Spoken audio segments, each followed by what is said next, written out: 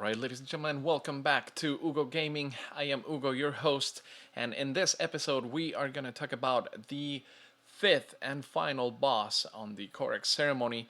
And if you like videos about Rise of Kingdoms, please go ahead and subscribe and like and share it and help me get those subscribers because we are almost to the 100 mark, and then I can customize this channel a little bit more. So here we go. We start charging with Richard. By now, if you have watched the previous videos, you should be familiar with that concept. We have to tank the bosses first for this particular series of bosses. If you haven't watched those videos yet, I will put a card at the top. And let's see. Oh yeah, right there. Probably the phrase of the day: pull out on yellow.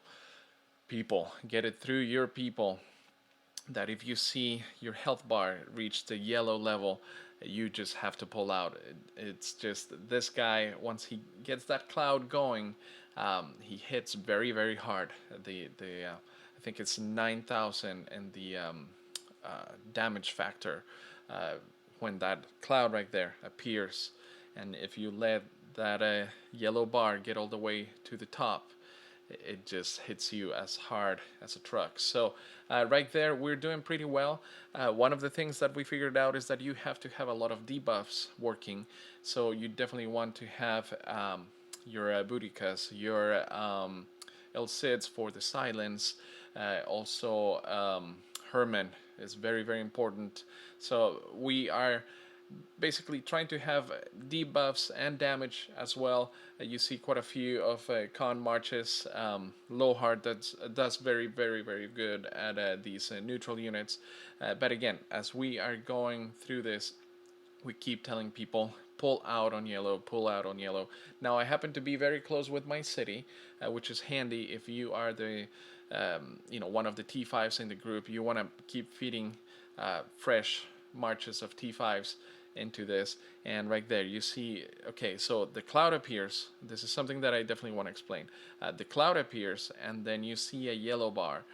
If the yellow bar reaches the 12-second mark before you defeat it, it's a shield that will result in a 25% healing of the troops for this boss, which is just brutal. So you have to make sure that there's enough damage going on and debuff so that at the same time as you are attacking this guy, it is losing its shields faster than it can heal it himself. Now, you shouldn't be seeing all these numbers in green.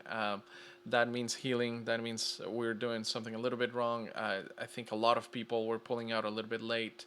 So right there, I'm having to reinforce a city to cross through with new marches, but we are making sure that YSG and some of the other archers come to hit that infantry-based unit. It is actually an infantry-based boss. So we keep hammering at it.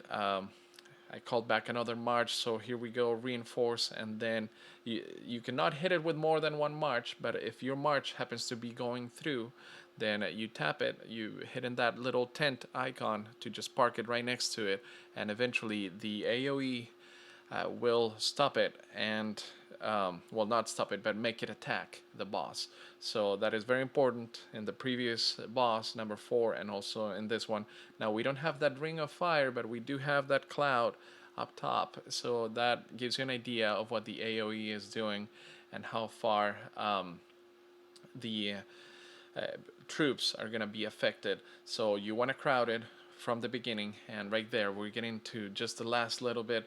Now here towards the end I can go against my own phrase and I stop pulling out on yellow because we want to make sure that we kill it. So it's close enough, and you see that yellow bar tries to get out of hand, but we even had an Edward over there, which man, I am jealous. My account is not old enough to have Edward yet, but hey, that's the perks of migration. We brought in quite a few people that have better commanders, and boom, right there, we got the final boss. So it's time for the little, head banging. I don't know what you call it. That famous icon, that emoji that people celebrate with in Rise of Kingdoms. So, anyways, at that point, we pull back the marches, we celebrate, we cash those rewards. And again, I hope this video helps you beat the boss. You will need a number of T5s to get this job done. I haven't beat it without the T5s, so maybe you guys can tell me in the comments how you do it without T5s. But we had about, I want to say, 5 or so T5s present at the time of the event, and that really helped. So anyway, so that is my final episode on beating the Karuak ceremony bosses.